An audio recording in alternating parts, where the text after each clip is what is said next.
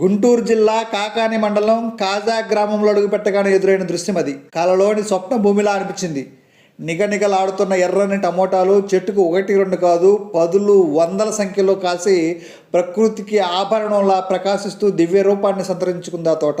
ఇది పంట కాకుండా పునర్జన్మ పొందిన ఆత్మలా కనిపిస్తోంది. అది టమోటా తోట కాదు, ప్రకృతి ఆవిష్కృత మహా కళాఖండం. తోటలోకి అడుగుపెట్టగానే వాసన గుబాలింపు ముక్కుల్లో చేరింది. ఆ చెట్ల మధ్య నడుస్తూ ఆ మాయలో గాఢంగా మునిగిపోయా నేను. ప్రతి చెట్టు కథ చెబుతున్నట్లు అనిపిస్తుంది. అవి చెబుతున్న మాటలు నా చెవుల్లో ఘనీభవించి మనసును కదిలిస్తున్నాయి. ఈ తోట వెనక కుటుంబం శ్రమ దాగి ఉంది. వ్యవసాయానికి తమ ఆత్మ అర్పించి మట్టిలో జీవాన్ని నింపి ఒక పండిన కళను రూపొందించిన ఆ కుటుంబం నిజమైన హీరోలు. వారు ఆరంభంలోనే ఓ విప్లవాత్మక నిర్ణయం తీసుకున్నారు. రసాయన ఎరువులు కాకుండా పంటకు సాగు చేయాలని.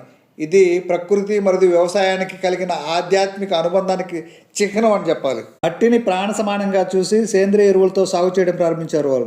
ప్రకృతికి ఇచ్చినది మాకు తిరిగి వస్తుంది అనే నమ్మకంతో సాగిన ఈ ప్రయాణం వారికి అదృష్టాన్ని తెచ్చింది.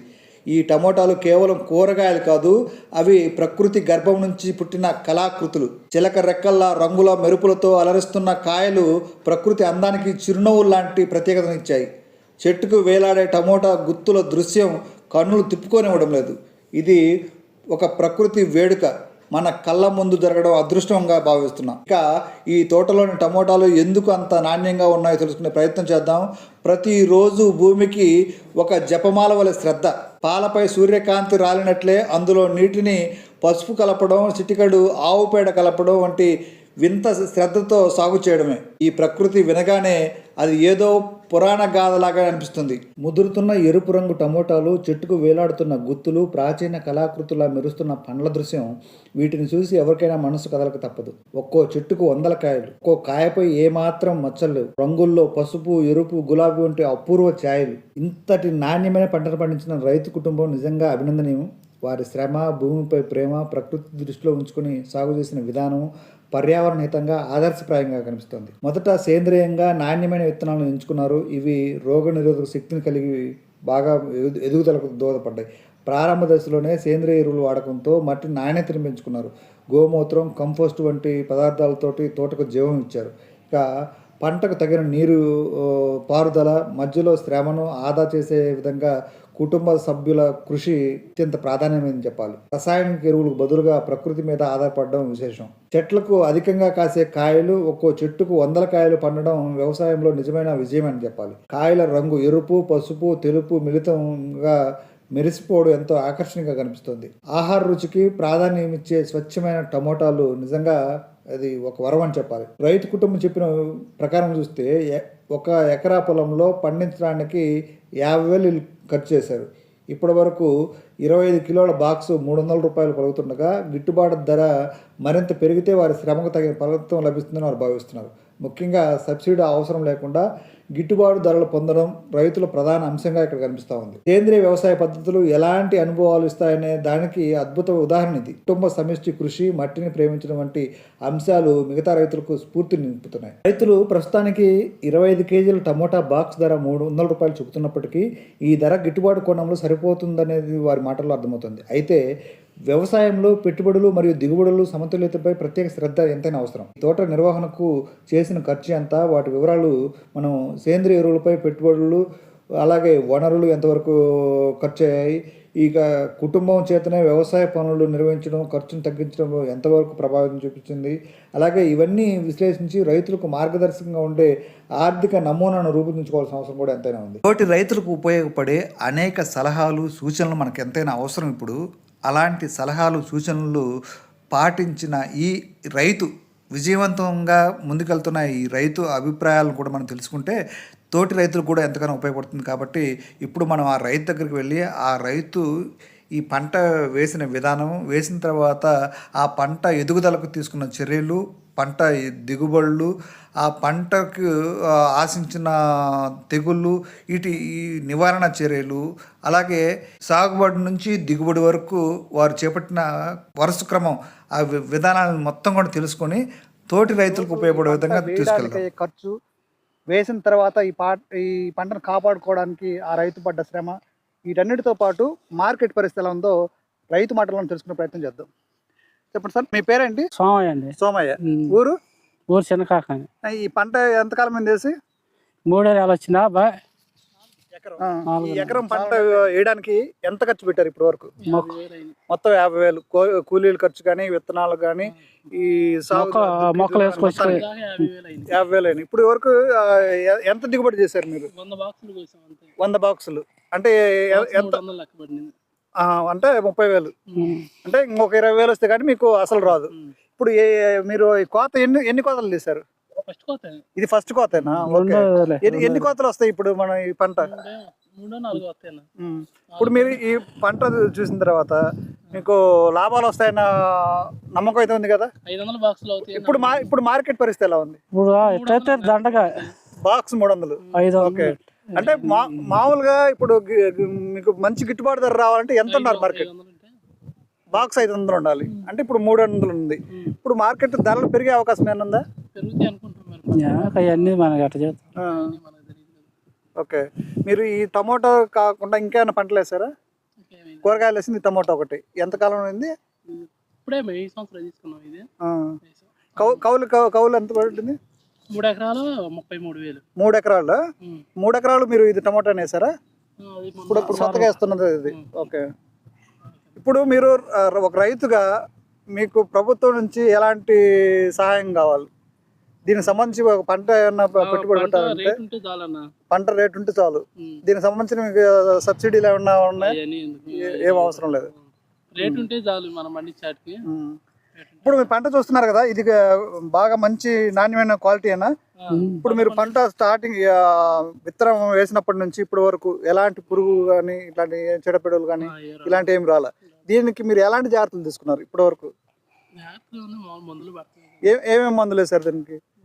ఇప్పుడు తెగులు రాకుండా ఉండాలంటే దీనికి ఎలాంటి మందులు వాడాలి? ఒక రైతుగా మీ అభిప్రాయం చెప్పండి. ఆవు పంచకం అంతే. కోత కోయడానికి కూలీలు ఎంతమంది వాడతారు మీరు? మీరు సొంతంగా సొంతం కోసం రోజు ఒక 5 బాసులు 6 బాసులు ఏ రోజుకి ఆ రోజు మీరే కోసుకొని 45 కోసాము. మరి ట్రాన్స్పోర్ట్ ఎట్లా? మీరు మామూలుగా బైక్ మీద తీసుకెళ్తాం అట్లా మేము వస్తా అంటే మార్కెట్కి వేసుకెళ్తాడు. ఇప్పుడు కౌలుపు మీ శ్రమ అన్ని పోను ఈ సీజన్కి ఈ 3 ఎకరాల్లో మీకు ఎంత లాభం ఉండొచ్చు? లాభమే ఉండదు. లాభం లేకపోయినా నష్టం అయితే ఉండదు కదా? ఓకే.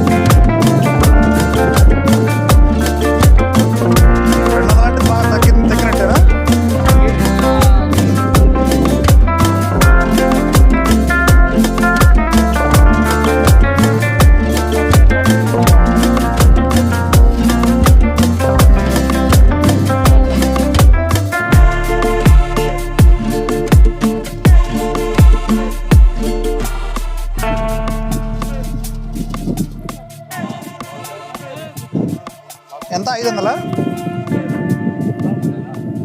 ఓకే. మన దాకా అమ్మిని కొన్నాం.